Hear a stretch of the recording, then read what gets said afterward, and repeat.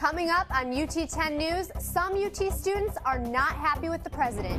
And the State Department has a warning for spring breakers.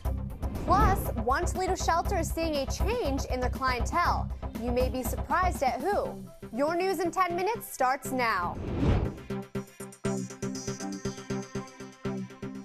Thanks for joining us. I'm Ashley Roth. And I'm Derek Lawson. Put on your hard hat and grab your hammer. After 30 years, we're taking down the student annex. Here's Jenna Linto with the details. What was supposed to be a temporary building became a home for academic departments, classrooms, and faculty offices. But with the new supply of classrooms, we can take down this eyesore and begin renovations on a site we have yet to see. I think there's a sense of renewal right here, because part of renewal is sort of out with the old, in with the new. Out goes the student annex, and in comes the University of Toledo Research Facility. This 3.5-story building will have up-to-date interior and is expected by 2011. Students beat down the building to give their last farewell. Demolition here at the Student Classroom Annex has begun. Reporting for UT 10 News, I'm Jenna Lento. Thanks, Jenna. Some UT students are calling for a presidential impeachment. A group called Students in Support of Arts and Science circulated over 2,500 flyers earlier this week.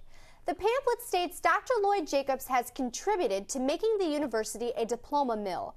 The group says the administration is motivated by profit, which is a threat to students' futures. The issue now centers around a partnership with Higher Ed Holdings, a Texas-based company that offers online degree programs. The group began their protest against Jacobs last year after Dr. Y.T. Lee, former Dean of College and Arts and Sciences, received a vote of no confidence from the Arts and Science Council. UT professors are trying to understand why some students are cheating.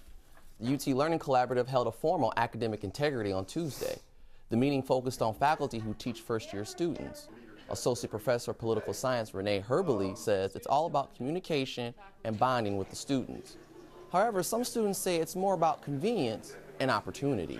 Well, I cheated because there was a class I really just wasn't understanding one of the projects in, and it was just easy enough to go to one of my friends and be like, hey. According to a DeVry University national survey, 75 to 98% of college students have cheated at some point in their college career.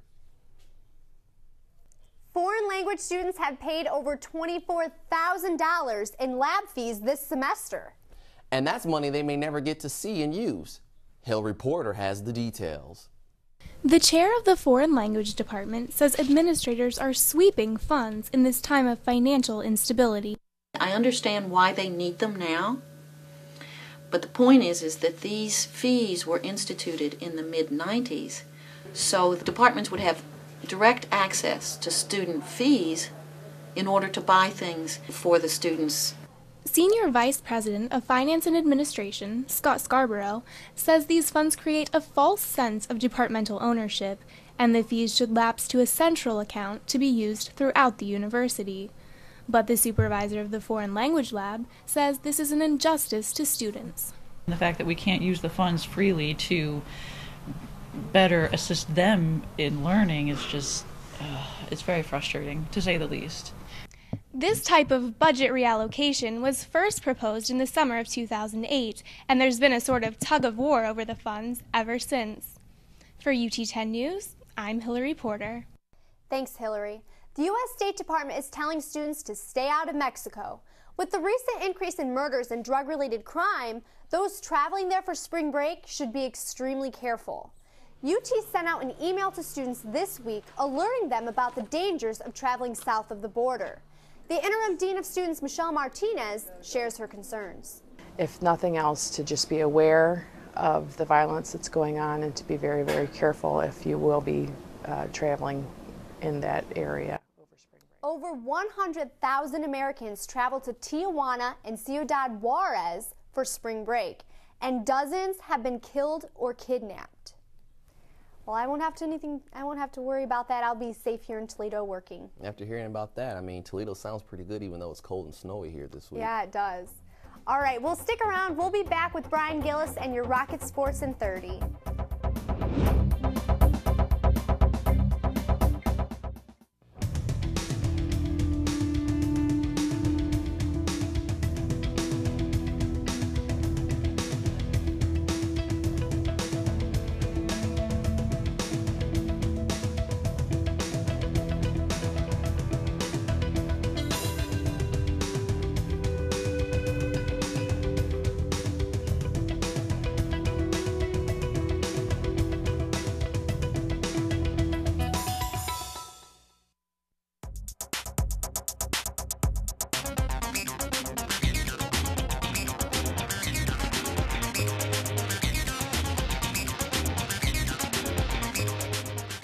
Welcome back. I'm Brian Gillis, and this is your UT 10 Sports. The Lady Rockets traveled to Central Michigan Tuesday night as they looked to clinch at least a share of the MAC East title. That was not the case as they fell short 80-70 to the Chippewas. The ladies are now 17-11 overall and 11-4 in the conference. Leading scorers in the game for the Rockets were Nama Shafir, who dropped 22, and Lisa Johnson, who scored a career-high 17. Head coach Tricia Kolop, although disappointed with the loss, thinks it may help. It was unfortunate because of what was on the line. I mean, we had a chance to vie for a conference, at least a share of a conference division title, and we kind of let that go through our fingers. But if anything, I hope it serves as a great motivator. I think sometimes you can turn kind of an adverse situation into a positive one if you just spin it the right way, and today that's what we tried to do in practice. The women weren't the only ones who suffered a loss this week. The men also came up short against Central Michigan, losing 59-44. Leading scorers for the guys were senior guard Tyrone Kent and sophomore forward Justin Anajong, who both had 14 points. But in the end, it was ultimately the 17 turnovers and only shooting 29% from the field that really hurt the Rockets. The seniors will play their final home game at Savage Arena Sunday at 2 o'clock. Coming up this weekend, Toledo Rockets baseball and softball get their seasons underway. The guys will be in Tennessee while the ladies are traveling to Georgia.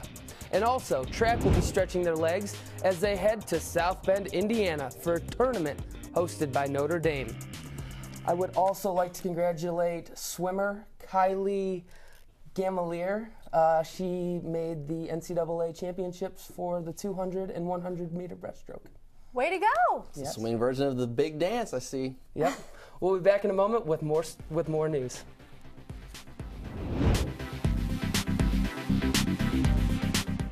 When I was little, my grandma took me to the Dairy Queen, right? She bought me a banana split. And you know, I was kind of a little messy when I was little, all right? Then the bee got in the car. My grandma was like, baby, don't swing at the bee, because the bee don't hit you. Don't swing at it. I didn't swing, and guess what happened, Grandma? The bee stung me.